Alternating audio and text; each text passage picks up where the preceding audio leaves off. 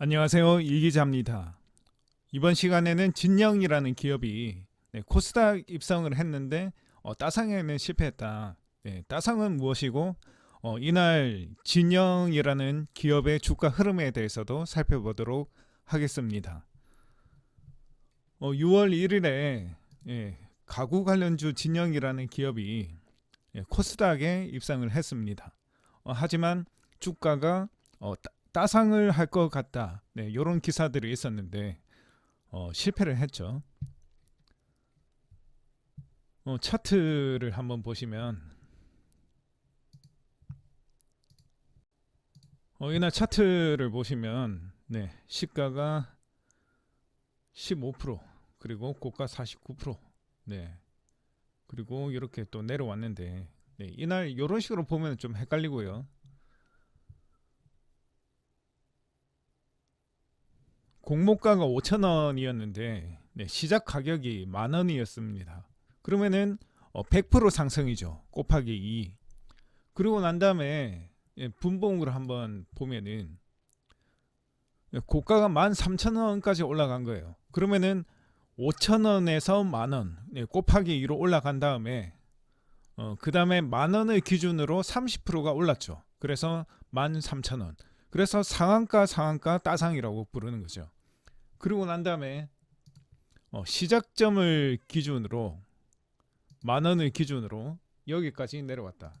한 13% 정도 내려왔다. 요 얘기입니다. 그래서 첫날 이런 형태의 캔들이 형성이 됐다. 처음에 따상이라는 기대감 때문에 쭉 올라갔다가 5분 만에 내려오고 차근차근 주가 하락이 이뤄졌다. 공모주 같은 경우에 용어들이 조금 어려울 수 있는데요. 한번 정리해 보면 여기 PPT 보시면은 공모주 기업 공개, 공모가, 그리고 시초가 결정 방법, 시초가의 범위, 상장 첫날 주가의 등락폭, 이런 내용까지 다 나와 있죠.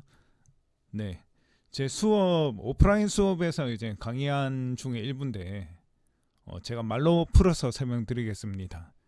공모주는 비상장 주식이 거래소, 그러니까 코스피와 코스닥에 상장해 가지고 투자자들을 공개 모집하는 그런 목적으로 진행하는 주식을 말합니다. 공모주가 거래소에 입성하기 위해서는 청약이랑 기업 공개, IPO 같은 절차를 밟아야 되는데 우리가 IPO라는 단어는 좀 많이 들어봤죠. 기업이 상장하기 위해서 이러한 기업의 경영 내용, 회사에 대한 정보들을 알리는 것을 말하고요.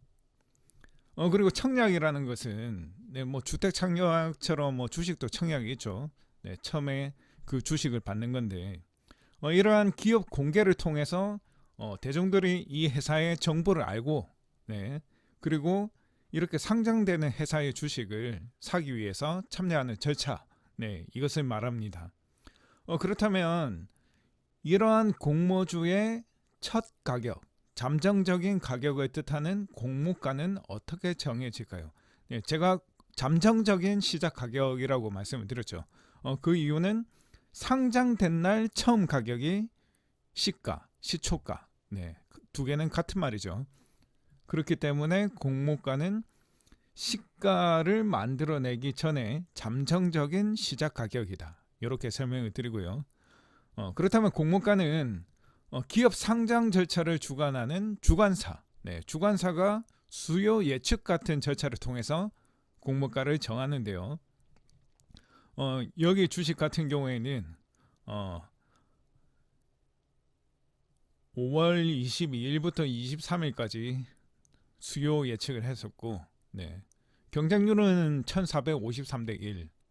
그때 이제 뭐 가령 뭐 3,600원에서 4,200원 정도 희망 가격이 나왔었는데 5,000원으로 이제 높게 잡혔다. 그만큼 이제 인기를 끌었다는 거죠. 그리고 청약 증거금은 이렇게 청약에 참여하기 위해서 증권사에 맡기는 돈으로 보시면 됩니다. 일종의 예치금 같은 거죠. 그래서 청약이 안 되면 어떻게 되냐? 돌려줍니다. 당연히 돌려줘야죠. 그러면은 수요 예측은 어떤 식으로 하냐? 그러면 주관사가 예를 들어서 뭐 한샘 같은 회사이겠죠. 가구 같은 주식들. 그럼 비슷한 규모의 회사들을 비교를 해가지고 이런 회사는 걔네들보다 덩치가 좀 작고 기업의 재무가 좀 이러니까 요 정도로 공모가를 정하겠다. 이런 식으로 하는 거죠. 그래서 공모가가 너무 높으면은 좋을 수도 있는데 반면에 이제 안 좋을 수도 있습니다. 왜냐면은 너무 높아버리면은 사람들이 투자를 안 하기 때문에. 따라서 이제 주관사는 수요 예측을 잘 해가지고 적절한 공모가를 정해야지만 끌어당길 수 있겠죠. 그리고 따상이라는 것은 상한가 또 상한가, 2번 상한가가 나왔다는 얘기인데요. 이날 시가가 공모가가 5,000원이었죠. 5,000원에서 곱하기 2 상한가죠. 시초가를 얘기할 때는 공모주의 시초가는 그 범위가 마이너스 10%에서 플러스 100% 사이로 정해지는데요. 공모가 대비 마이너스 10%에서 플러스 100%. 이날은 공모가 5,000원보다 2배 오른 가격, 즉 100% 상승한 만원으로 시초가가 정해졌다는 거죠. 그리고 난 다음에 만원에서 플러스 30%, 또 상한가가 간 거죠. 13,000원 터치했다라고 얘기를 했는데 이렇게 윗꼬리만 달고 내려왔다는 거죠. 장중에 잠시 이렇게 올라갔다가 사람들이 따상이다 이렇게 생각을 해서 수익을 실현하고 나온 거죠. 그렇다면은 청약에 참여한 사람은 최대 130% 수익률을 만들어내고 빠져나왔을 것이고, 지금 매도를 종가로 했다면은 한 117% 정도 수익을 냈겠죠. 만약에 이날 시가에 처음 들어간 사람들은 마이너스 13% 정도로 물려있겠죠. 보통 뭐 단톡방이나 카페 통해 가지고 질문을 많이 하시는데 이런 종목들 내일 어떻게 주가 흘러갈까요? 여기서 물렸는데 손절해야 될까요? 아니면 물을 타야 될까요? 그냥 존버해야 될까요? 이런 종목들은 예측이 어렵습니다. 왜냐면은 뒤에서 또 설명을 드릴 건데, 자, 차트라는 것은 주식의 가격이 쌓여가지고 주가의 흐름이 만들어진 것, 주가의 흐름을 읽을 수 있는 게 차트죠. 주식에 있어가지고 뭐 재무제표, 뭐 테마, 뉴스, 뭐 차트 이런 것들이 다 있는데 가장 중요한 거는 주가입니다. 주가. 주식의 가격의 흐름을 읽는 것이 가장 중요한데 그 주식의 가격의 흐름이 연결된 게 차트거든요. 그래서 차트 이꼴 주가 흐름 분석이에요. 그렇기 때문에 차트 분석이 가장 중요한데 차트를 어떻게 분석하냐? 차트를 분석하려면은 과거의 데이터가 많아야 되는데요.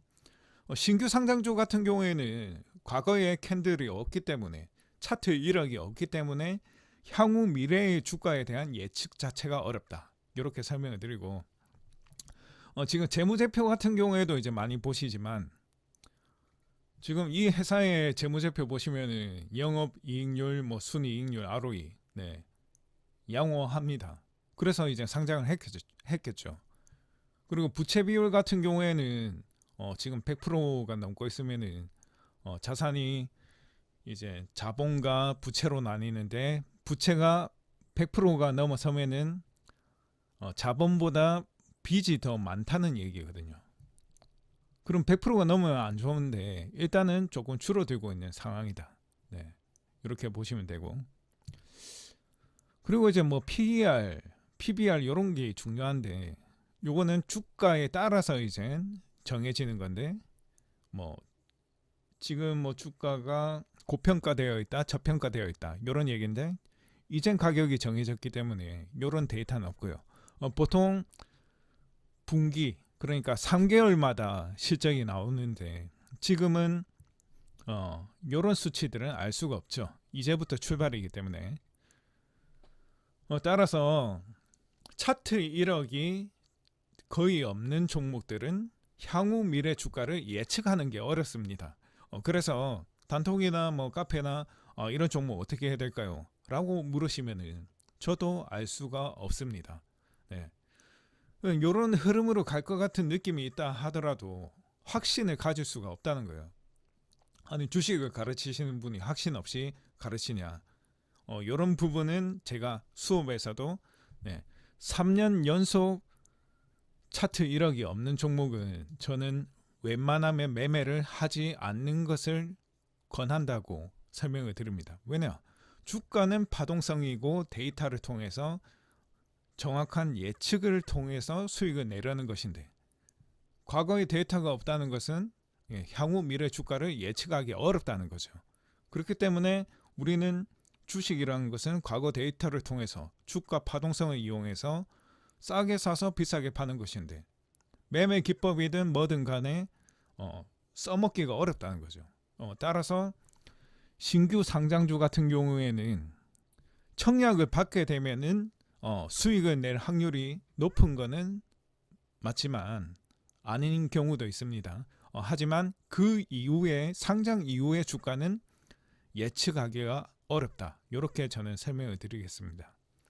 따라서 가장 중요한 것은 주식 매매에서는 차트 분석이 가장 중요하다.